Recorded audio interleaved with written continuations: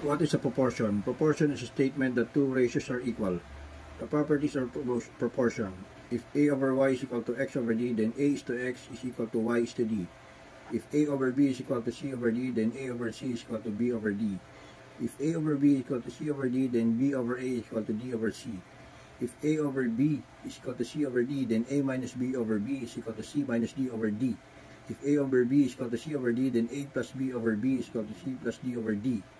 If A over B is equal to C over D, then A plus B over A minus B is equal to C plus D over C minus D. If number one quantities A and D are all extremes, while X and Y are called means. If X is equal to Y, then its value is known as mean proportional.